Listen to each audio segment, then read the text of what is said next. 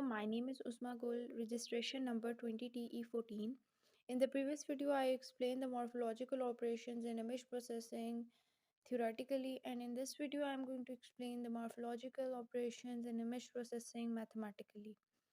So, let's talk about what basically morphological operations are. So, morphological operations is used to modify the shape and size of image and extract contours.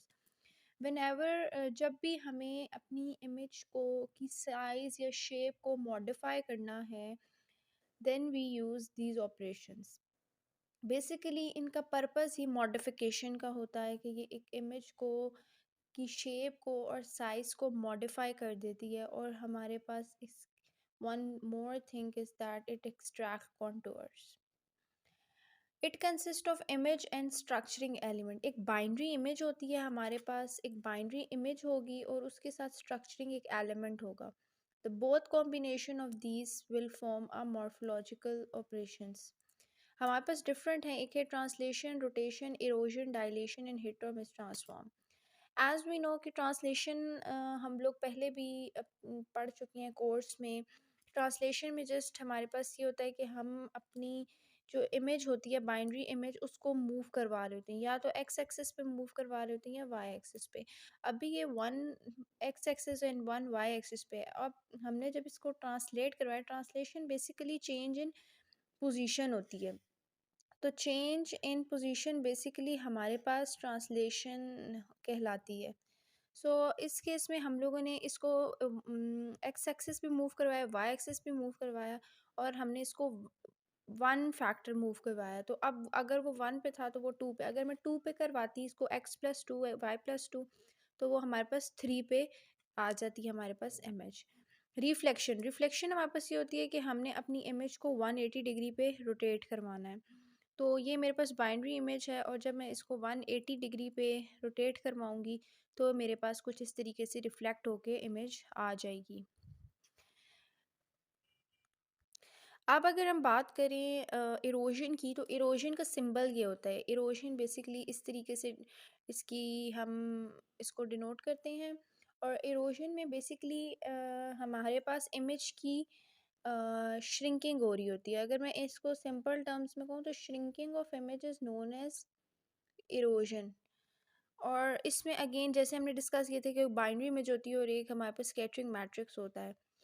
तो हमारे पास ये binary image है 5x5 की, और ये मेरे पास scattering matrix है।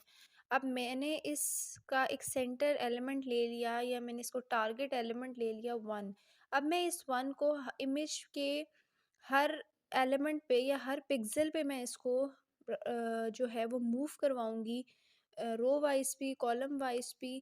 और मैं देखूंगी अगर तो ये 1 के अबव, राइट, लेफ्ट, इस इधर अगर 1 होगा, सॉरी ये 1 है, तो हमारे पास वहाँ पे 1 आ जाएगा। अगर एक भी मैच नहीं कर रहा, इट विल बिकम 0। तो इसको मैंने यहाँ पे रखवाया, तो लेफ़्ट, राइट, टॉप, बॉटम पे मेरे पास कोई 1 नहीं मैच हो रहा, तो इसलिए 0।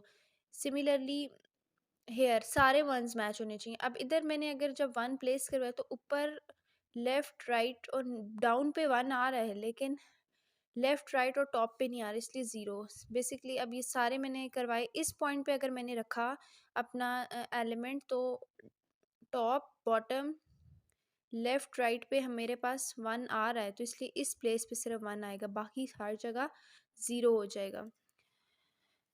अब नाउ नेक्स्ट इज़ हमारे पास डायलेशन। डायलेशन को हम इस तरीके से डिनोट करते हैं, और अगेन मैंने 5x5 का एक बाइनरी इमेज ले ली, और मेरे पास ये स्कैटरिंग मैट्रिक्स है। अब डायलेशन में बेसिकली हमारे पास इमेज की इनलार्जमेंट हो रही होती है, उसमें श्रिंकिंग है, तो इसमें इमेज बड़ी हो रही होती है, डायलेट हो रही होती है।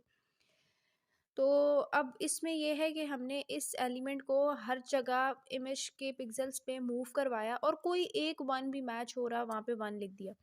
यहाँ पे मैंने अगर अपना 1 प्लेस करवाया, तो टॉप पे तो 0 है, लेफ्ट पे भी 0 है, राइट पे भी 0 है, लेकिन बॉटम पे 1 है, तो इसलिए इस प्लेस पे 1 आ जाएगा।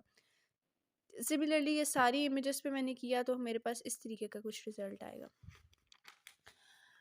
Now moving towards the last morphological operation, वो है हिट और मिस ट्रांसफॉर्म। इसमें बेसिकली हम एक बाइनरी इमेज लेते हैं और एक स्कैटरिंग एलिमेंट ले लेते हैं, और ये स्कैटरिंग एलिमेंट अगर बाइनरी इमेज पे कहीं फिट हो रहा है, इसको हम कहीं भी ये पूरे का पूरा स्कैटरिंग एलिमेंट इधर फिट हो रहा है, तो वो वहाँ पे हम लोग 1 लिख देते हैं।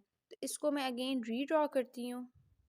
ओके, अब मैंने इसको अगर देखा तो यहाँ पे ये बिल्कुल फिट नहीं हो रहा, लेकिन ये इस प्लेस पे अगर मैंने अपना इस एलिमेंट टारगेट एलिमेंट को इधर रखवाया है, तो मेरे पास ये पूरी की पूरी इमेज रिपीट हो रही है। कैसे हो रही है ये देखें, ये पूरे की पूरी इसमें फिट हो रही है, तो इधर 1, सिमिलरली इधर भी 0 1 0 1 ये भी फिट हो रही है, यहाँ पे 1 आ जाएगा। तो इस तरीके से हम लोग इसको सॉल्व कर लेते हैं। So this is the hit or miss transform. I hope this is the best way to explain. Thank you.